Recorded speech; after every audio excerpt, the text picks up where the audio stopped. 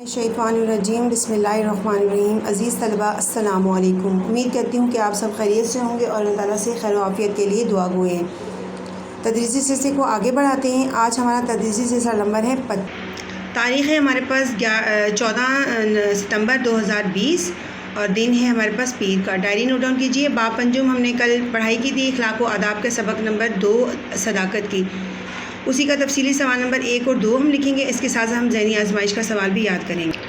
سوال نمبر 1 ہے کہ جو شخص نبی اکرم صلی اللہ علیہ وسلم کی خدمت میں حاضر ہوا، اس پہ کون کون سی برائیاں تھیں اور ان کی اصلاح کیسے ہوئی، یعنی کہ درستگی کیسے ہوئی تھی، اس کو ہم بیان کریں گے۔ دوران پڑھائی آپ نے اس کو غور سے سنا تو مجھے امید ہے کہ ہوگا، تو اس کا جواب سنتے ہیں، ذرا غور سے سنیے گا کہ نبی اکرم صلی اللہ علیہ وسلم صحابہ کرام کے ساتھ محفل میں تشریف فرماتے ایک شخص آپ صلی اللہ علیہ وسلم کی خدمت میں حاضر ہوا۔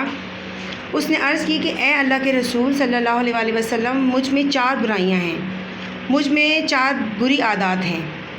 ایک یہ کہ میں بدکار ہوں، دوسری یہ کہ میں چوری کرتا ہوں، تیسری یہ کہ میں شراب پیتا ہوں، اور چوتھی یہ کہ میں جھوٹ بولتا ہوں۔ آپ صلی اللہ علیہ وسلم کی خاطر میں ان میں سے ایک برائی چھوڑ سکتا ہوں۔ آپ صلی اللہ علیہ وسلم نے فرمایا کہ تم جھوٹ بولنا چھوڑ دو۔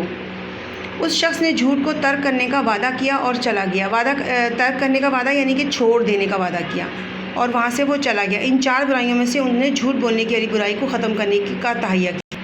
اگلی ہیڈنگ ڈالیں گے نبی کریم صلی اللہ علیہ وسلم کی ذات اصلاح کا سبب۔ ہیڈنگ ڈالیں گے پھر نبی کریم صلی اللہ علیہ وسلم کی ذات اصلاح کا سبب۔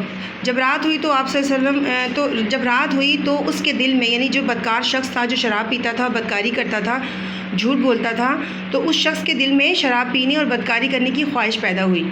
تب اسے اچانک یاد آیا کہ میں نے نبی اکرم صلی اللہ علیہ وسلم سے جھوٹ نہ بولنے کا وعدہ کیا ہے، یعنی عہد کیا ہے اس شخص نے کہ اگر صحیح صبح آپ صلی اللہ علیہ وسلم مجھ سے شراب اور بدکاری کے بارے میں پوچھ لیں تو میں کیا جواب دوں گا، یعنی اس کے دل میں خوف تو پہلے ٹائم سے ہی آ گیا۔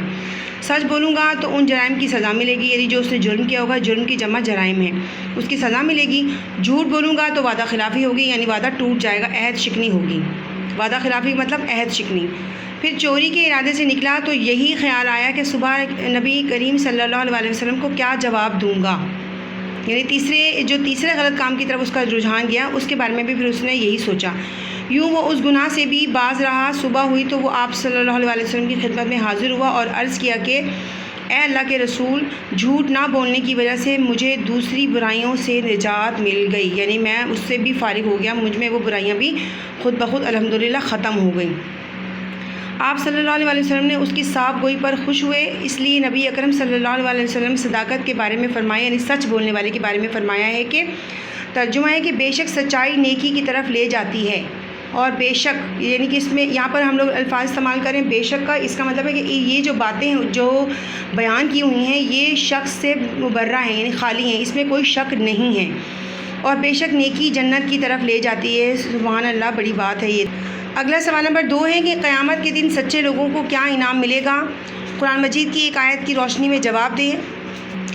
جواب کے لیے لکھیں کہ مسلمانوں کی کامیابی کا دار و مدار یعنی انحصار کس چیز پر ہے؟ انسان کامیاب ہو رہا ہے تو وہ کیوں ہو رہا ہے، اس کا دار و مدار کیا ہے، کن چیزوں پر ہے، یعنی وہ منحصر ہوتا ہے، انحصار کرتا ہے۔ مسلمان کی کامیابی کا دار و مدار بھی سچائی پر ہے۔ قیامت کے دن ہمیشہ سچ بولنے والے مسلمان کو اس کی سچائی فائدہ دے گی، یعنی نفع پہنچائے گی اور اس کا نفع کیا ہوگا کہ اسے جنت میں داخل کر دیا جائے گا۔ ارشاد باری تعالیٰ ترجمہ ہے، دیکھیں لکھا ہوا ہے کہ اللہ تعالیٰ فرمائیں گے کہ یہ وہ دن ہے جس میں سچے لوگوں کو ان کی سچائی نفع دے گی، یعنی فائدہ پہنچائے گی۔ کیا چیز فائدہ پہنچائے گی انسان کو؟ اس کی سچائی۔ ان کے لیے ایسے باغ ہیں جن کے نیچے نہریں بہہ رہی ہوں گی، سبحان اللہ، یہاں وہ ہمیشہ رہیں گے۔ اللہ ان سے راضی ہوا اور وہ اللہ سے یہی بڑی کامیابی ہے، یعنی اللہ تعالیٰ بھی ان سے راضی ہو جاتا ہے اور وہ بھی اللہ تعالیٰ سے راضی ہو جاتے ہیں، اور انسان کے لیے، ایک مومن کے لیے یہ بہت بڑی کامیابی ہے کہ اللہ تعالیٰ ان سے راضی ہو جائے۔ اللہ تعالیٰ ہم سے بھی راضی ہو، ہمیں ایسے کام کرنے کی توفیق عطا فرمائے کہ جس میں اس کی رضا ہو، آمین ثم آمین۔ اگلا سوال ہمارا تھا کہ ذہنی آزمائش کا کام ہم نے کرنا۔ دیکھیں اس میں سوال ہے کہ درج ذیل حدیث کی روشنی میں بدگمانی کے نقصانات کی ایک فہرست بنائیں۔ آپ اپنی کتابوں میں دیکھیں تو وہاں پر آپ لوگوں کو ایک حدیث کا ترجمہ لکھا ہوا نظر آئے گا۔ اب یہاں پر ہے بدگمانی، یعنی کسی کے بارے میں برا خیال کرنا۔ گمان کا مطلب خیال اور بد کا مطلب برا۔ کسی کے بارے میں برا خیال کرنا، اس کے بارے میں ہمیں حدیث کی روشنی میں کیا معلوم ہوتا ہے وہ ہم نے اس میں کرنا ہے۔ ترجمہ ہے کہ بدگمانی سے بچو، یعنی برا خیال کسی کے بارے میں سوچ رہے ہو تو وہ مت کرو، بے شک بدگمانی سب سے جھوٹی بات ہے، یعنی کسی کے بارے میں بات کر دینا اور وہ اس میں موجود نہ ہو، یہ بدگمانی ہے۔ تو اس کے بارے میں ہم نے چیزیں لکھنی ہیں۔ اس کے نقصانات کیا ہیں کہ بدگمانی حسد پیدا کرتی ہے، یعنی آپ جو دوسرے سے جلن محسوس کرتے ہیں اور آپ کے دل میں اس کے لیے آپ کے دل میں جو ہے تھوڑی سی بھی برائی آ جائے، وہی حسد کہلاتی ہے۔ اس کے بعد اگلا ہے کہ بدگمانی جھوٹی بات ہے، یعنی کہ جو بدگمانی آپ کر رہے ہیں وہ جھوٹی بات ہے، اس میں سچائی نہیں ہے، یہ حدیث کی روشنی میں بیان کیا گیا ہے۔ اور اگلا ہے کہ بدگمانی گناہ ہے، یعنی جو غلط کام ہے ان میں سے ایک کام بدگمانی بھی ہے، جو کہ جس کے بعد انسان سزا کا مستحق ٹھہرایا جا سکتا ہے۔ اگلا ہمارے پاس جو ایک اور ہے کہ وہ ہے بدگمانی سے انسان دوسروں کی نظروں میں گر جاتا ہے، یعنی اگر بدگمانی کرتے رہیں، کسی کے بارے میں بری باتیں کرتے رہیں تو دوسروں کی نظروں میں بھی آپ کی عزت نہیں رہتی ہے۔